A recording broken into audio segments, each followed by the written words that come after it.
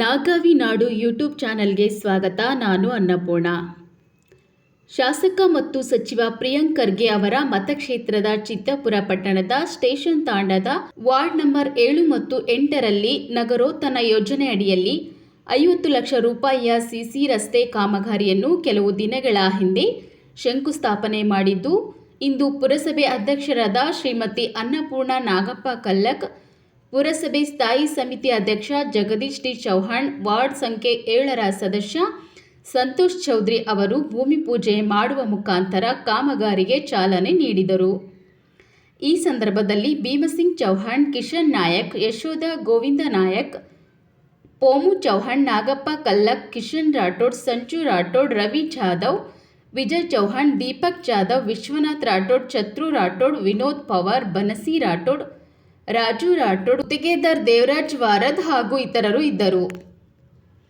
ಈ ಸಂದರ್ಭದಲ್ಲಿ ಪುರಸಭೆ ಸ್ಥಾಯಿ ಸಮಿತಿ ಅಧ್ಯಕ್ಷ ಮಾತನಾಡಿ, ಪಟ್ಟಣದ ಅಭಿವೃದ್ಧಿಗೆ ಸಹಕರಿಸಿದ ಶಾಸಕ ಪ್ರಿಯಾಂಕ್ ಖರ್ಗೆ ಅವರಿಗೆ ಧನ್ಯವಾದಗಳು ಸಲ್ಲಿಸಿದರು.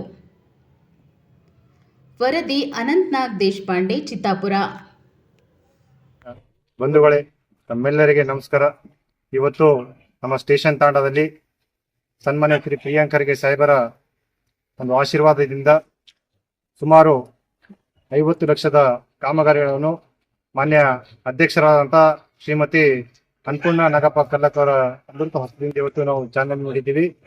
ನಮ್ಮ ಒಂದು ಸ್ಟೇಷನ್ ತಾಂಡದಲ್ಲಿ ವಾರ್ಡ್ ನಂಬರ್ 6 ಮತ್ತು 7 ಏನಿದೆ ಒಂದು ಸಿಸಿ ರೋಡ್ ಇದೆ.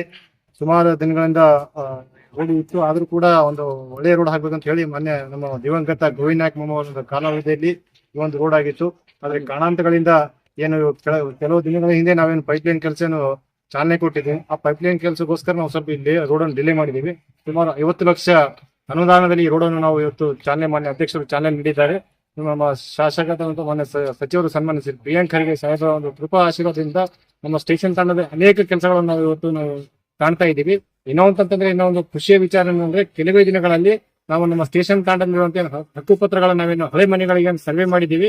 ಆ ಸರ್ವೆ ಮಾಡುವಂತಹ ಹಕ್ಕುಪತ್ರ ಕೂಡ ಸಚಿವರು ಮುಖ್ಯಮಂತ್ರಿಗಳ ಕೈ ಮುಖಾಂತರ ನಾವು ಕೊಡ್ತು ಅಂತ ಹೇಳಿ ಭರವಸೆ ನೀಡಿದ್ದಾರೆ. ಈ ಸಂದರ್ಭದಲ್ಲಿ ಈ ಒಂದು ಭೂಮಿ ಪೂಜೆ ಮಾಡ್ಲಿಕ್ಕೆ ಬಂದ ನಮ್ಮ ಸ್ಟೇಷನ್ ತಾಂಡದ ನಾಯಕರು ಹಾಗೂ ನನ್ನ ಮಾರ್ಗದರ್ಶಕರು, ಪ್ರಮುಖರು ಹಾಗೂ ನಮ್ಮ ಎಲ್ಲಾ ಹಿರಿಯರಿಗೂ ನಾನು ಈ ಸಂದರ್ಭದಲ್ಲಿ ಅಭಿನಂದನೆ ಸಲ್ಲಿಸುತ್ತಾ, ಹಾಗೆ ಈ ಒಂದು ತಮ್ಮ ಅಮೂಲ್ಯವಾದ ಸಮಯ ತೆಗೆದುಕೊಂಡು ಈ ಕಾರ್ಯಕ್ರಮ ಬಂದಿರುವಂತಹ ಅಧ್ಯಕ್ಷರು ಕೂಡ ಈ ಸಂದರ್ಭವನ್ನು ಅಭಿನಂದಿಸುತ್ತೇನೆ. ಜೈ ಹಿಂದ್, ಜೈ ಕರ್ನಾಟಕ.